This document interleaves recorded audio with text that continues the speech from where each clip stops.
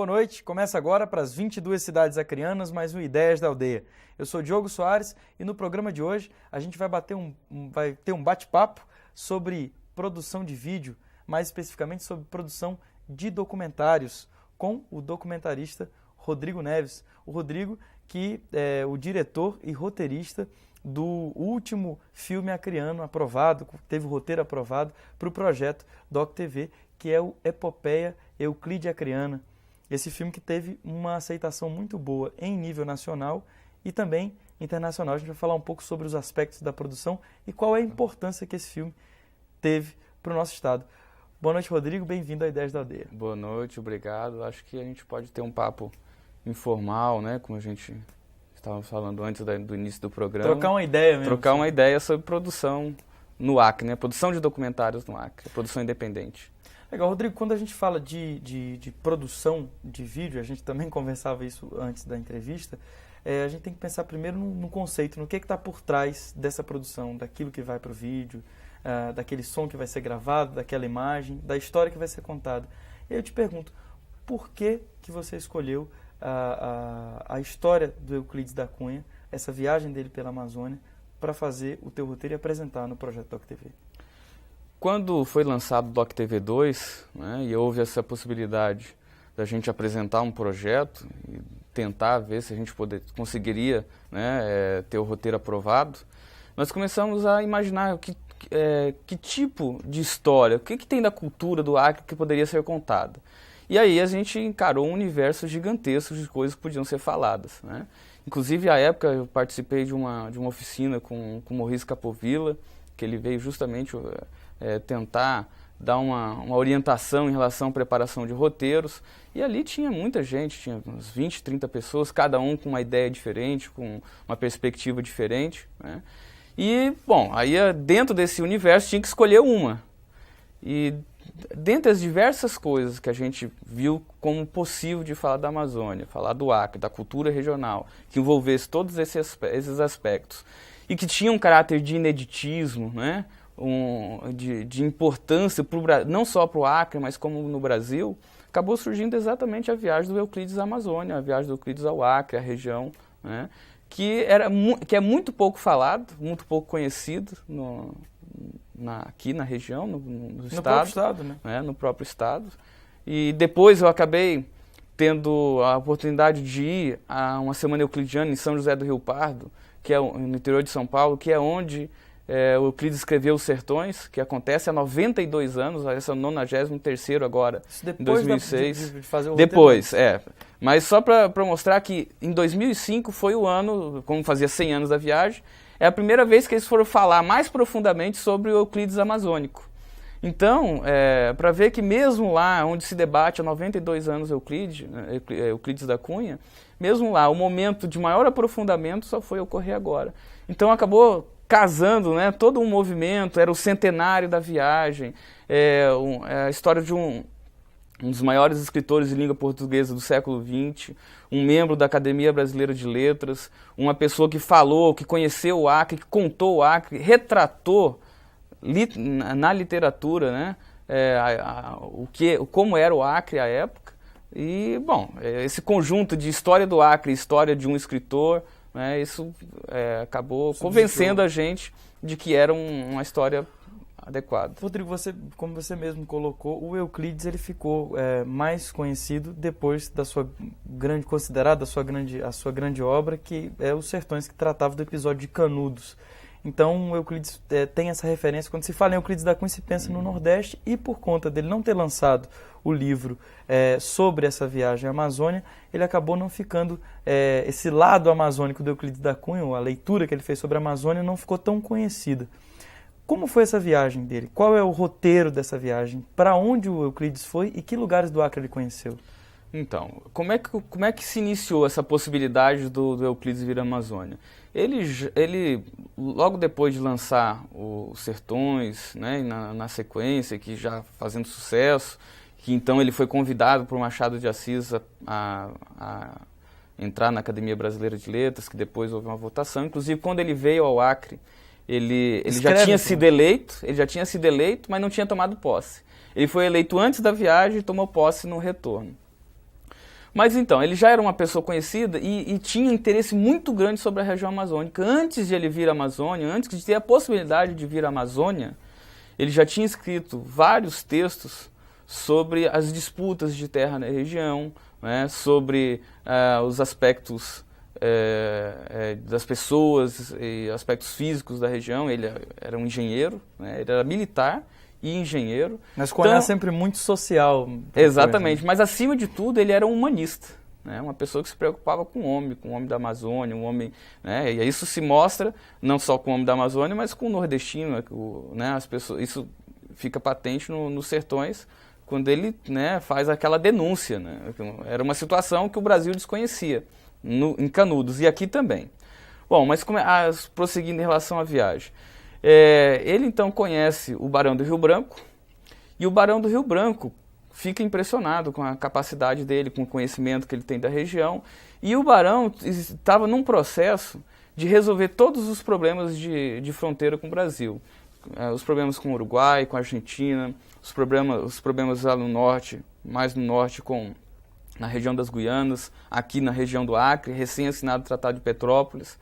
Então havia todo um movimento dele querendo resolver essas questões. Aí ele convida Euclides da Cunha a chefiar uma comissão brasileiro-peruana de reconhecimento do Purus, né, para identificação como estava a situação realmente na região, né, qual era o perfil do Purus, como é que ele era formado, até onde existiam brasileiros, né? Partindo daquele princípio do direito do uti possidetis, né? O direito de quem tem posse o direito terra, de quem estava na terra. De quem estava na terra. Na verdade, o Acre passou muito por essa situação de saber de quem era a terra, afinal, quem é que estava na terra, né? Exatamente. Então Euclides vem numa missão de governo. Vem numa missão de governo pelo Ministério das Relações Exteriores, em conjunto com a comissão peruana. Então ele vai do Rio de Janeiro até Manaus, passa por Belém numa passagem rápida, depois ele aguarda por mais de 3 meses, praticamente 4 meses, em Manaus.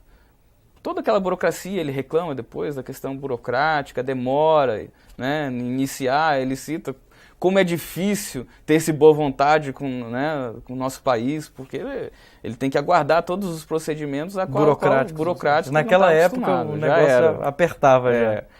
Aí então eles partem de Manaus e fica de março, abril até setembro mais ou menos. Acho que ele retorna já quase perto de novembro, porque no filme a gente enfoca a ida. A volta, então, ele volta já nos vapores, o rio já subiu, né? Então ele volta nos vapores, ele volta em pouco tempo, né? Mas a subida do rio foi muito difícil, ele passou então, sobe os Solimões, ele subiu os Solimões, subiu o Purus. E quando ele estava já na região do Acre, os rios baixaram. Como demorou muito, os rios tiveram uma seca muito grande, né?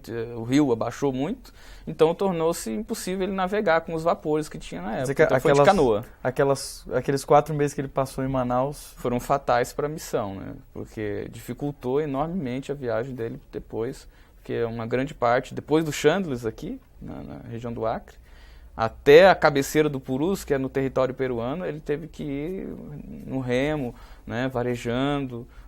Na parte final ele foi a pé, né, então teve uns percalços grandes. Andou 3.200 quilômetros da onde o Purus deságua nos Solimões até a cabeceira do Purus. Agora, de fato, foi uma missão vitoriosa, conseguiu... Foi uma missão vitoriosa. O objetivo era chegar na nascente do Purus.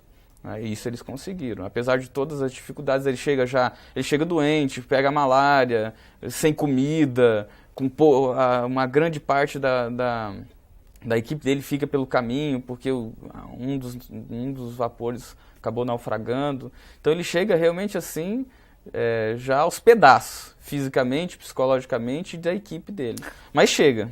Rodrigo, nessa longa viagem que o Euclides da Cunha fez ao território acreano, isso foi entre 1906? Foi durante 1905. Ele chega aqui em 30 de dezembro de 1904, então já praticamente em 1905, e ele retorna em dezembro de 1905 mesmo, ele retorna para o Rio de Janeiro. Porque quando ele volta, ele ainda fica um pouco em Manaus, um tempo em Manaus, preparando os relatórios, porque ele fez uma série de anotações.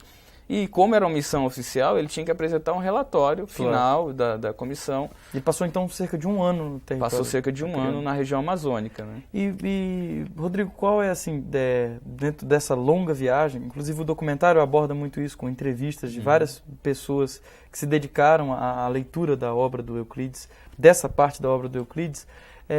O que mais te fascinou nessa visita do Euclides da Cunha ao Acre em 1904, 1905?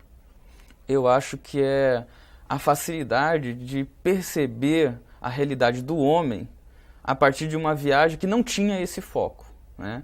Então, quem já viajou no Rio e viaja, a pessoa que faz viagem de barco no Rio, você tem contatos superficiais com as pessoas na beira do rio, né? Você conversa e é muito difícil você realmente conhecer as pessoas, né? Tem um certo distanciamento. E ele tinha uma capacidade, uma percepção e conseguir depois transpor isso para o papel, colocar isso no papel de uma forma extremamente minuciosa da realidade. Porque hoje a gente fica fácil, hoje com a comunicação, é fácil a gente saber o que está acontecendo na floresta. Mas naquela época era muito difícil. Então essa percepção dele do homem, da vida do homem, das dificuldades que existia aqui, o mecanismo de funcionamento dos seringais, o mecanismo de escravidão branca que existia naquela época, isso há 100 anos, né? Então, a defesa do homem, a facilidade de percepção de uma realidade e sair da percepção para a defesa, para a ação, né? Então, da percepção para a ação. Acho que esse que é o aspecto mais importante da obra de Euclides na Amazônia. Bacana. Rodrigo, agora, essa é uma história, enfim, é um documentário que conta a história dessa viagem do Euclides da Cunha. E os documentários, algumas vezes, recaem num problema difícil para não fugir da monotonia, que é o quê? Você tem imagem de arquivo ali, fotografias antigas, textos antigos e entrevistas. Como é que foi trazer a história dessa viagem, que é contada num diário de viagem, praticamente, e grande parte dela narrada com textos do próprio Euclides, para o vídeo sem tornar isso monótono? Acho que a saída que a gente tentou encontrar para esse problema, digamos assim, né, do documentário, digamos assim, um preconceito em relação a documentários, foi fazer um paralelo da realidade que Euclides encontrou com a realidade que nós vivemos hoje. Que daí as pessoas se reconhecem. Não é simplesmente contar uma história de uma outra pessoa. É contar a sua própria história através da história de outra pessoa. Então, em razão das percepções do Euclides há 100 anos, o que é que nós temos hoje? Então, o filme não se deteve em simplesmente contar a história que aconteceu, mas tentar permear isso com a nossa história hoje. Quais os problemas ambientais que a gente tem, os problemas sociais. Então, tem todo um levantamento, sem querer queria avançar demais em algo que nós não tínhamos domínio, mas em algum aspecto sociológico, antropológico, atual.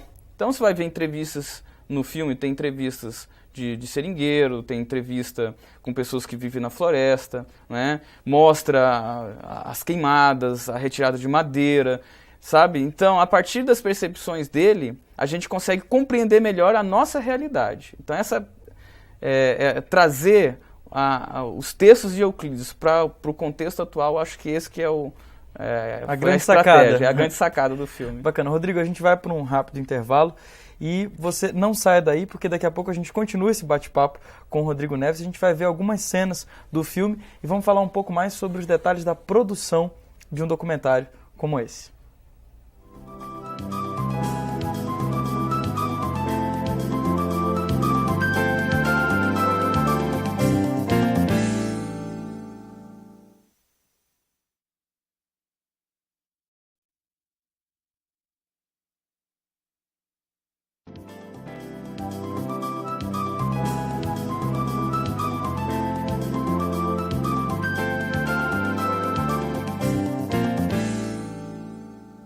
Estamos de volta conversando com Rodrigo Neves, documentarista, diretor e roteirista do Epopeia Euclide Acreana, o filme que foi o vencedor do Doc TV no Acre, ano passado.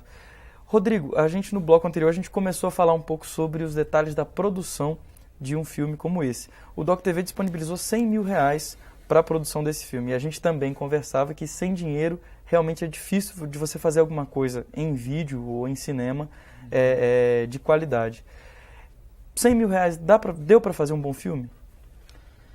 Deu para fazer numa circunstância muito característica, né? Que é o fato de que a minha esposa tem uma produtora e que tem equipamentos que são os mesmos que o Canal Futura usa, que o TV Cultura usa, que é um sistema beta. Então é bastante adequado para a gente fazer uma produção de maior qualidade. E pelo fato de que, então, o custo embutido, que é em torno de 40%, que é o custo de equipamento, a gente absorveu. E a gente pôde reinvestir no filme o dinheiro que, a maior parte, que seria o custo de equipamento. Compra de equipamento, o aluguel, né? Então, com essa folga que a gente teve, a gente pôde contratar um bom narrador, que a gente teve possibilidade de fazer mais de uma viagem, de ir ao interior de São Paulo, de ir a Manaus, de ir ao Rio de Janeiro, de ir aqui viajar pelo Purus aqui, ter um bom diretor de fotografia.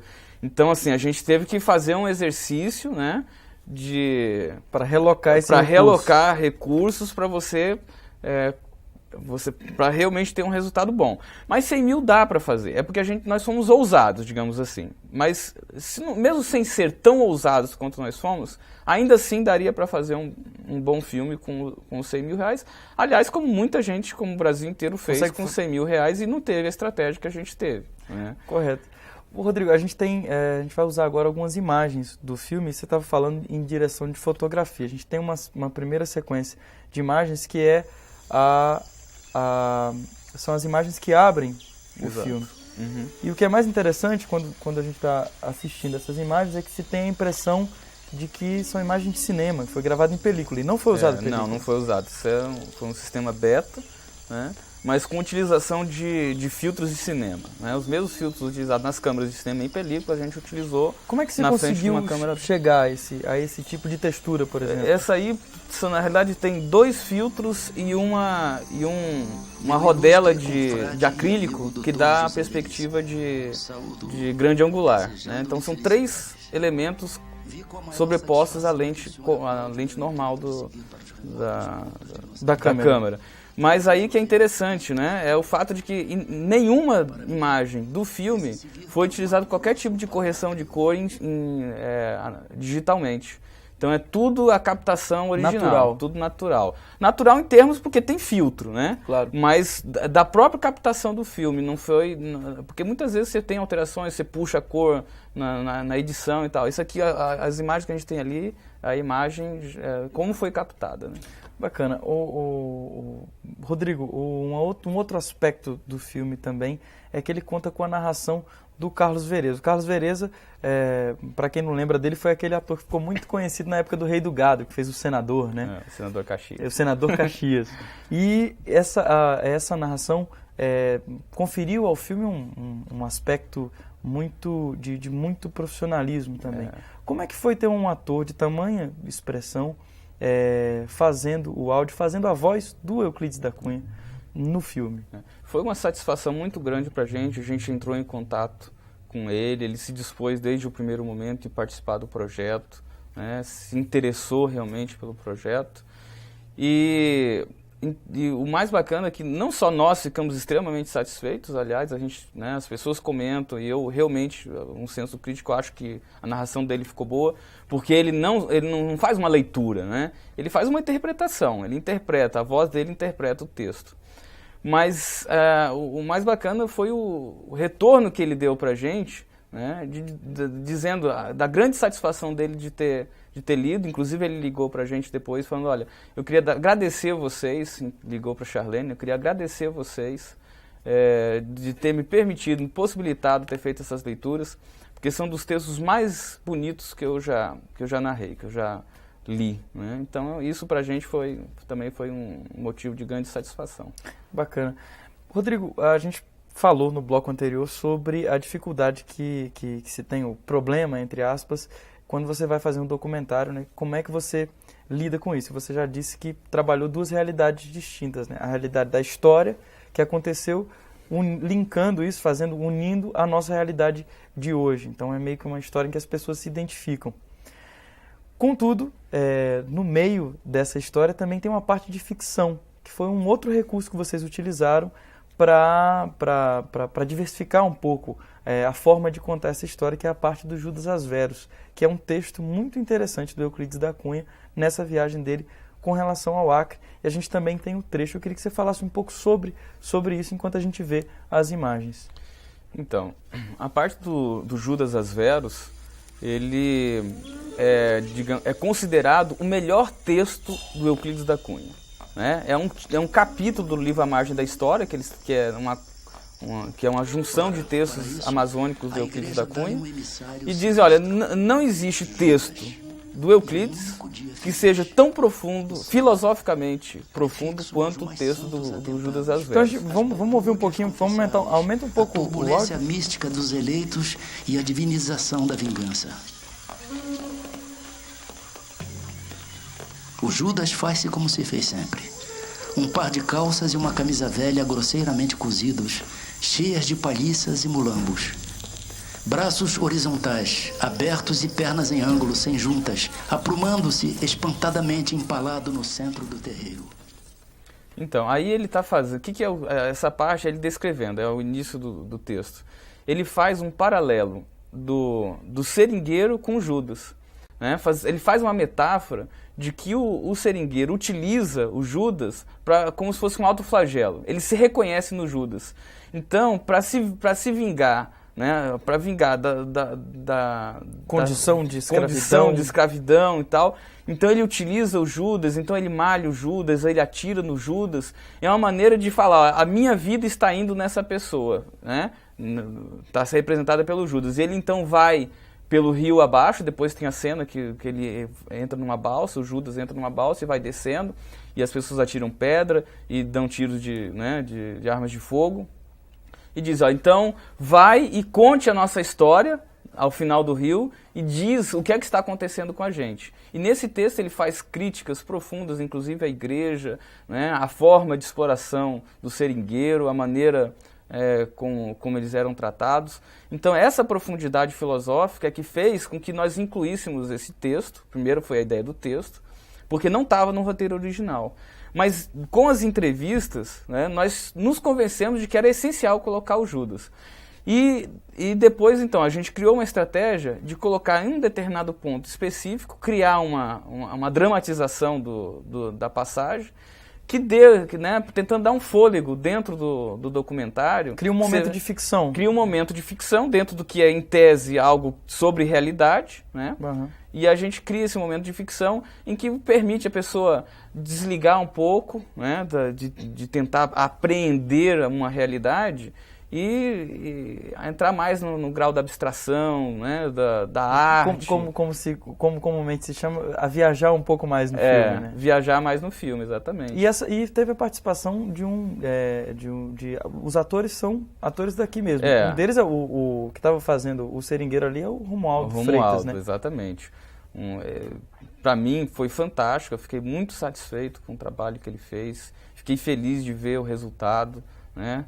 Nós fizemos as gravações aqui em Rio Branco mesmo do Judas, então o resultado foi excelente. E o grande barato da história é que a seringueira e os filhos são, digamos, atores amadores, né? Na realidade nem sequer tinha um histórico de atuação, né? A dona Chaguinha, né? O Lucas e o Matheus, que tiveram uma desenvoltura muito, muito bacana, né? E esse que é o bom de a gente tentar explorar, né, a vantagem do Doc TV. Primeiro que incentiva a gente a produzir. E a gente começa a movimentar o mercado, as pessoas começam a se interessar, talvez aquelas crianças, né, que não se interessavam com documentário, agora já quer assistir, quer saber como é que é. Essa movimentação é interessante. Você acabou entrando no que eu ia te perguntar agora, Rodrigo. O Doc TV vai agora para a sua terceira edição, né? Nessas duas edições, vários estados brasileiros, quase todos, na verdade, produziram filmes sobre aspectos da sua realidade e têm sido muito, muito bem aceitos. Qual que é a importância, você como documentarista e também, enfim, tendo uma esposa que tem uma produtora de vídeos, qual é a importância do DocTV para o documentário no Brasil? Bom, tem centros em que, como São Paulo, Rio de Janeiro, o próprio Ceará, Rio Grande do Sul, que tem movimentos fortíssimos de produção, né? Que tem um valor, digamos, relativo. Tem valor, né? Porque as pessoas precisam, é mais produção, é produção de cultura, são vários olhares, né, do Brasil, que essa é a proposta do DocTV. Só que eu acho que para uma região, para estados como o nosso, como Rondônia, Acre, Amapá, Roraima, né, Norte, Nordeste, alguns estados menores, tem uma importância ainda maior. Não que não tenha importância nos outros, tem, claro, mas aqui tem ainda mais. Porque foi a partir do Doc 2 que as pessoas se empolgaram de montar a associação, a ABD, que é a Associação Brasileira de Documentaristas e Curta-Metragistas, a BDIC, né, no Acre. Começou daí, já existia um movimento, mas ali que o negócio se consolidou, as pessoas começaram a se interessar, né, já começaram a surgir vários outros roteiros, pessoas já apresentando, com dificuldade ainda de produção, com dificuldade de exibição, né, e isso foi identificado das reuniões que teve da ABD, mas que pelo menos sabe das dificuldades e as pessoas se interessaram por isso. Então o DocTV como indutor da produção local, eu acho que é fantástico. E a partir do Doc 2, a gente já se programou para produzir outro documentário que a gente filmou em grande parte já, né, e que nós vamos partir para a edição e algumas entrevistas que ainda faltam. É o documentário sobre o Juruá? A ideia é fazer um documentário sobre o Juruá. A gente está sendo autofinanciado. Esse está sendo autofinanciado. O que é uma vantagem nossa, mas isso não é a realidade no Acre, né? As pessoas têm dificuldade, nós temos dificuldade. Nós temos agora que editar, né? Temos que gastar dinheiro com algumas viagens, tem que ir em alguns lugares, e isso precisa demandar dinheiro. Então a gente nós também estamos interessados em financiamentos, né? Então nós já fizemos alguma coisa, investimos alguma coisa da própria produtora, né? Mas vai faltar e vai ser necessário a gente buscar recursos em algum lugar. E aí eu queria aproveitar para falar da AVT, né? Que, como eu disse, se não fosse a AVT, né, ter se interessado e ter bancado, né, que é a produtora que fez, que é a produtora que fez o filme, né? Que tem uma estrutura excelente, que tem equipamentos excelentes, pessoas ali dentro capacitadas, né?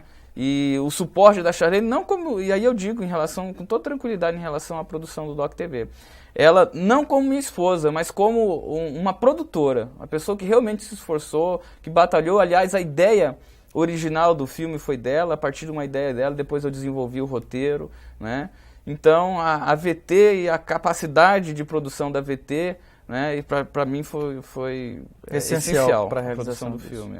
Porque o cinema, eu ouso dizer que é cinema, não é cinema com película, mas é cinema, claro, né, a proposição foi essa.